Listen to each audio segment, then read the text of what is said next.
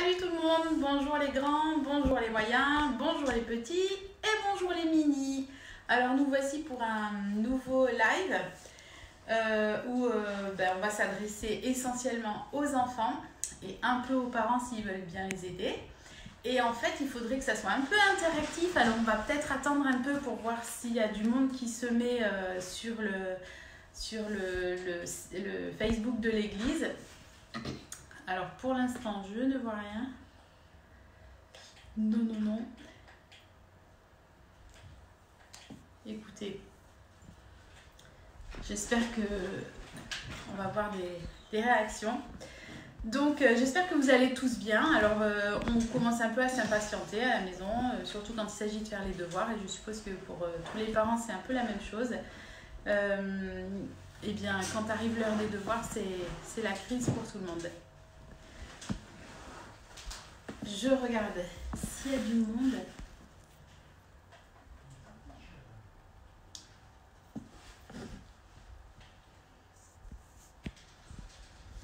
Et en fait, je ne trouve pas. Donc voilà.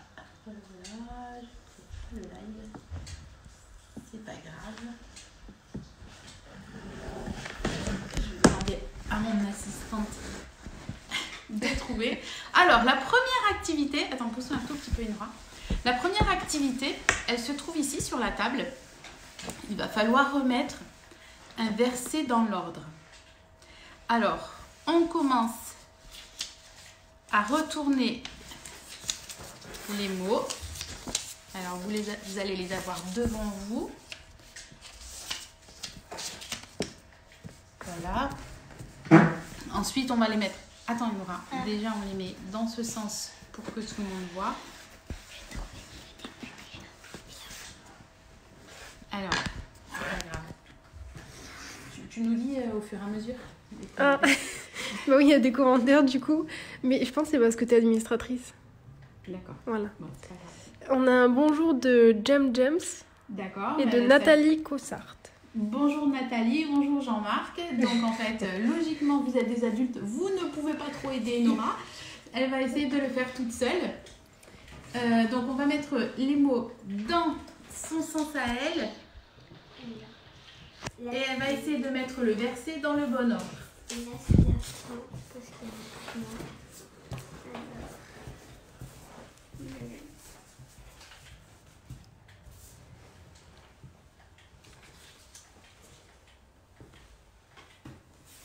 Si vous avez des idées, n'hésitez pas à nous les dire. Il y en a qui veulent jouer. Ah, c'est Il y a Nathalie Cossart qui veut jouer. Ah, qu'est-ce qu'elle a trouvé? Et Dina regarde. Mamie Dina regarde avec nous. Elle dit, mais si on joue. Alors du coup, il faut aider Enora.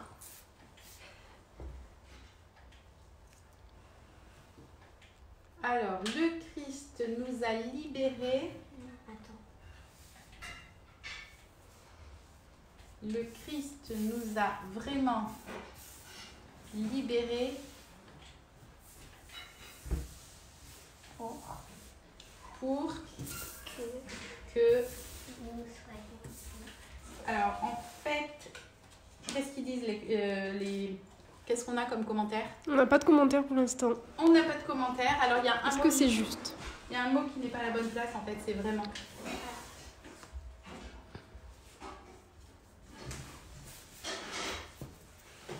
Alors, le Christ nous a libérés pour que nous soyons vraiment libres. Voilà, c'est le verset du jour. Et c'est Galates 5, verset 1. Non, c'est bon. Alors, merci pour ceux qui ont cherché à trouver avec Enora. Je ne sais pas si vous vous rappelez du verset de la semaine dernière. La semaine dernière, c'était pour les hommes, c'est impossible. Pour Dieu, tout est possible, de Matthieu 19, 26. Je répète, pour les hommes, c'est possible. C'est impossible. Pour Dieu, tout est possible. Matthieu 19, 26. Alors, cette semaine, ça sera le Christ nous a libérés pour que nous soyons vraiment libres. Et nous allons lire une histoire dans Luc. Alors, pour trouver Luc, on va faire la même petite chanson que la semaine dernière, mais du coup, on va aller beaucoup plus loin. C'est parti, Enora. Genèse, Exode, Lévitique, nombre de Deutéronome, Josué, Ruth, 1 de Samuel, 1 de Rois, 1 de Chroniques, Esdras, Néhémie, Esther, Job, Psaume, Proverbe, Ecclésiaste, Cantique des Cantiques, Ésaïe, Jérémie, Lamentation de Jérémie, Ézéchiel, Daniel, Osée, Joël, Amos, Abdias, Jonas, Michée, Naïm, Habakkuk, Sophonie, Agé, Zacharie, Malachie. Et maintenant le Nouveau Testament. Matthieu. Matthieu, Marc, Luc. Et on s'arrête à Luc. Matthieu, Marc, Luc. On s'arrête à Luc. Et c'est Luc 19. Alors je vous laisse un peu le temps de chercher dans votre Bible. Nous on a triché, on avait regardé avant. Non, bah moi. Non mais j'avais mis la page. Matthieu, donc Luc 19. Et je vous lis l'histoire. Jésus entre dans Jéricho et il traverse la ville. Là il y a un homme appelé Zachée. C'est le chef des employés des impôts. Il est riche, il cherche à voir qui est Jésus. Mais il ne le peut. En effet, il y a beaucoup de monde et Zachée est petit. Il court devant et il monte sur un arbre pour voir Jésus qui va passer par là. Quand Jésus arrive à cet endroit, il lève les yeux et il dit à Zachée, « Zachée, descends vite, aujourd'hui je dois m'arrêter chez toi. » Alors Zachée descend vite et il reçoit Jésus avec joie. Tous ceux qui voient cela critiquent Jésus et disent, « Voilà que Jésus s'arrête chez un pécheur. » Mais Zachée, debout, dit au Seigneur, « Écoute Seigneur, je vais donner la moitié de mes richesses aux pauvres. Et si j'ai pris trop d'argent à quelqu'un, je vais lui rendre 4 fois plus. » Alors Jésus lui dit, « Aujourd'hui, Dieu a sauvé les gens de cette maison. Oui, Zachée aussi est de la famille d'Abraham. En effet, le Fils de l'homme est venu chercher et sauver ce qui était perdu. » Alors essayez de vous imaginer en fait, Zachée, c'est un petit homme. Alors peut-être était-il un nain, ou peut-être était-il juste petit. Mais le fait est qu'il était plus petit que la norme et du coup certainement qu'il s'en faisait un complexe et il était devenu méchant et voleur et il profitait du fait qu'il était collecteur d'impôts, donc il ramassait l'argent pour voler aux gens. Et en fait il était devenu un peu l'ennemi numéro 1 du village ou de la ville parce qu'il volait.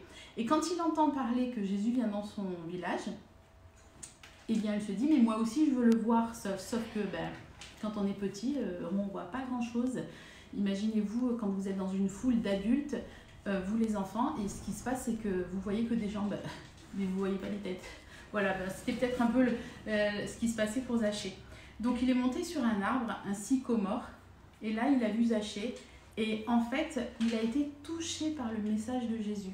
Parce que Jésus proposait dans son message de le libérer de ce qui n'allait pas en lui, de le laver de ses péchés, de transformer sa vie. Et pour Zachée, ça a été une révélation.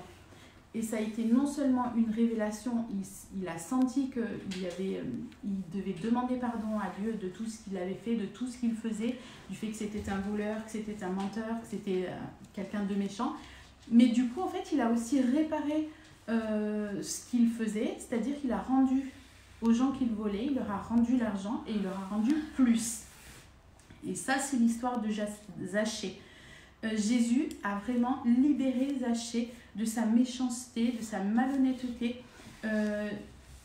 Et c'est ce que Jésus veut faire dans notre vie aussi. Il veut nous libérer et c'est pour ça qu'on a choisi ce verset. Le Christ nous a libérés pour que nous soyons vraiment libres. Rappelez-vous du lépreux de la semaine dernière. Eh bien, c'est quand Jésus l'a touché, parce que Jésus n'a pas eu peur de la maladie, quand Jésus l'a touché, Jésus l'a libéré de la maladie. Et c'est exactement ce que Jésus veut faire avec chacun d'entre nous chaque jour.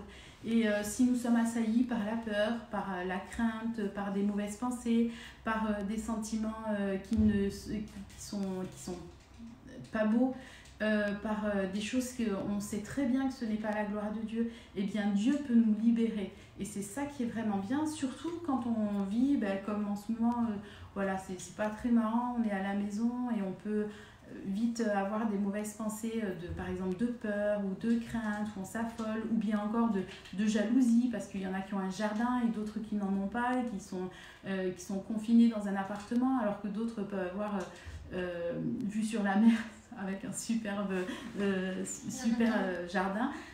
Eh bien, Dieu veut nous libérer de tout ça et il ne veut pas que nous restions enfermés dans des sentiments qui ne sont pas à sa gloire.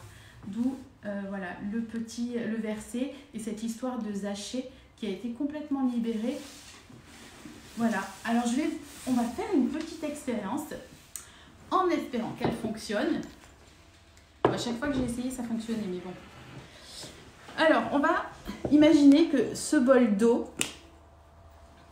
c'est le monde. C'est là où nous vivons. Voilà. C'est la vie de tous les jours. Et l'eau, c'est notre vie. Le poivre va représenter toutes les choses mauvaises, pas belles, qui peuvent nous environner. C'est-à-dire le péché, le mensonge, les mauvaises pensées, le vol, voilà, tout ça. La jalousie. Tu peux encore en mettre un peu. Oui. Alors, regardez ce que je vais faire. Ça, voilà, ça c'est Enora par exemple. Et quand on habite, on est dans le monde, quand on plonge dans le monde, qu'on vit dans le monde, qu'est-ce qui se passe? Le poivre vient s'attacher à nous et c'est l'image du péché. Le péché vient s'attacher à nous et du coup, en fait, on est nous-mêmes empestés, en fait, comment on dit déjà, contaminés par le péché. Et voilà, ce que ce poivre nous montre, c'est que dès qu'on va dans le monde, le péché nous environne et nous contamine. On va faire une autre expérience, c'est-à-dire que on va considérer que ce liquide vaisselle, en fait, c'est la présence de Jésus dans notre vie. Et donc on va plonger, donc le coton nous représente, on va se plonger dans la présence de Dieu et on va plonger dans le monde comme tout à l'heure. Et regardez ce qui se passe. C'est magique en fait. Les grains de poivre s'éloignent de nous parce que la présence de Dieu qui est en nous éloigne de nous toutes les mauvaises choses. Alors ça ne veut pas dire que ça n'existe pas, parce que vous avez vu, les grains de poivre sont toujours là dans le monde et existent toujours. Mais ça veut dire qu'en fait, quand on a la présence de Dieu dans notre vie, on n'est pas atteint parce qu'on peut avoir la joie de Dieu, on peut avoir l'amour de Dieu et on a surtout la liberté. D'où le verset d'aujourd'hui, le Christ nous a libérés pour que nous soyons vraiment libres. Et c'est vraiment la solution pour nous, ces jours-là, en ce moment que nous vivons, c'est de garder la paix de Dieu en nous et de nous laisser toujours, d'avoir toujours une pensée qui dit « Seigneur Jésus, garde-moi même si je m'inquiète pour ma famille, pour ma maman, pour mon papa, pour celui qui est éloigné, ma mamie qui est loin. Eh bien, toi, tu la gardes et moi, je ne veux pas me laisser contaminer par les grains de poivre, les mauvaises pensées, etc.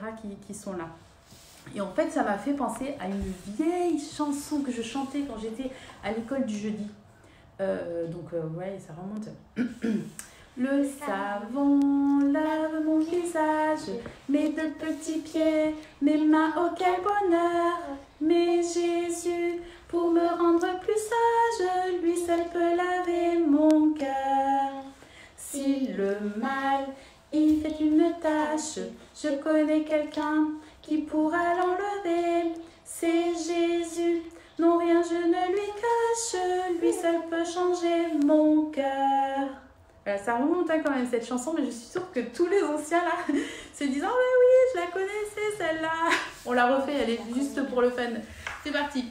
Le savon lave mon visage, mes deux petits pieds, mes mains, oh quel bonheur. Mais Jésus, pour me rendre plus sage, lui seul peut laver mon cœur. Si le mal il fait une tâche,